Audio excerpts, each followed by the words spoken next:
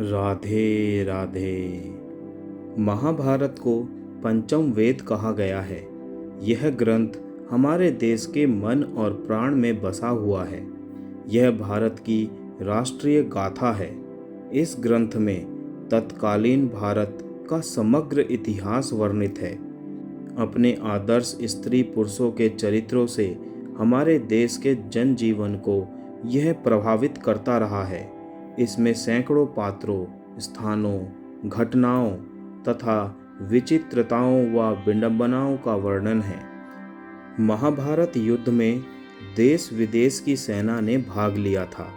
माना जाता है कि कौरवों के साथ कृष्ण की सेना सहित यवन, ग्रीक, रोमन, अमेरिका, मैसिडोनियन आदि जगहों के योद्धा शामिल थे, तो पांडवों के साथ सिर्फ कृष्ण और उनके मित्र राजाओं की सेना थी। महाभारत युद्ध के समय सारे भारतवर्ष में सिर्फ 2 ही राजा युद्ध में शामिल नहीं हुए थे। एक बलराम और दूसरे भोजकट के राजा और रुक्मणी के बड़े भाई रुक्मी थे।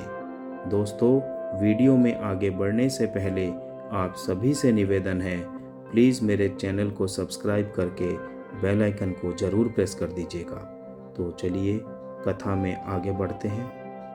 भगवान कृष्ण के बड़े भाई बलराम ने श्री कृष्ण को कई बार समझाया कि हमें युद्ध में शामिल नहीं होना चाहिए, क्योंकि दुर्योधन और अर्जुन दोनों ही हमारे मित्र हैं। ऐसे धर्म संकट के समय दोनों का ही पक्ष ना लेना उचित होगा। कहते हैं कि कभी कभी हर एक मनुष्य को धर्म संकट जैसी स्थितियों का सामना करना पड़ता है। ऐसे अवसर पर लोग दुविधा में फंस जाते हैं, लेकिन कृष्ण को किसी भी प्रकार की कोई दुविधा नहीं थी। उन्होंने इस समस्या का भी हल निकाल लिया था। उन्होंने दुर्योधन से ही कह दिया था कि तुम मुझे और मेरी सेना दोनों में से किसी एक का चयन कर लो। दुर्योधन ने कृष्ण की सेना का चयन किया। महाभारत में वर्णित है कि जिस समय युद्ध की तैयारियां हो रही थीं और उधर एक दिन भगवान श्री कृष्ण के बड़े भाई बलराम पांडवों की छावनी में अचानक पहुंचे। दाऊ भैया को आता देख श्री कृष्ण, युधिष्ठिर आदि सभी बड़े प्रसन्न हुए। सभी ने उनका आदर सत्कार किया। सभी को अभिवादन कर बलराम धर्मराज के पास बैठ गए। फिर उन्होंने बड़े व्यथित मन से कहा कि कितनी बार मैंने कृष्ण को कहा कि हमारे लिए तो पांडव और कौरव दोनों ही एक समान हैं। दोनों को मूर्खता करने की सूझी है। इसमें हमें बीच में पड़ने की आवश्यकता नहीं। पर कृष्ण ने मेरी एक न मानी। कृष्ण को अर्जुन के प्रति इतना स्नेह है कि वे कौरवों के विपक्ष में हैं। अब जिस तरफ कृष्ण हो उसके विपक्ष में मैं कैसे जाऊं? भीम और दुर्योधन दोनों ने ही मुझसे गदा सीखी है। दोनों ही मेरे शिष्य हैं। दोनों पर मेरा एक जैसा स्नेह है।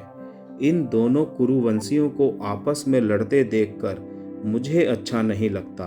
अतः मैं तीर्थ यात्रा पर जा रहा हूँ। कृष्ण को विष्णु तो बलराम को शेषनाग का अवतार माना जाता है। कहते हैं कि जब कंस ने देवकी वसुदेव के 6 पुत्रों को मार डाला, तब देवकी के गर्भ में भगवान बलराम पधारे।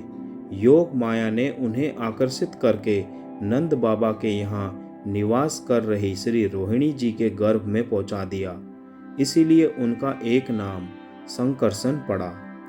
बलवानों में श्रेष्ठ होने के कारण उन्हें बलभद्र भी कहा जाता है।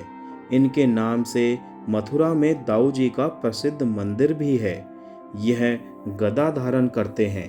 यदुवंश के संहार के बाद बलराम ने समुद्र तट पर आसन लगाकर देह त्याग दी। जरासंध को बलराम जी ही अपने योग्य प्रतिद्वंदी जान पड़े थे। यदि श्री कृष्ण ने मना न किया होता तो बलराम जी प्रथम आक्रमण में ही उसे यमलोक भेज देते। राधे राधे।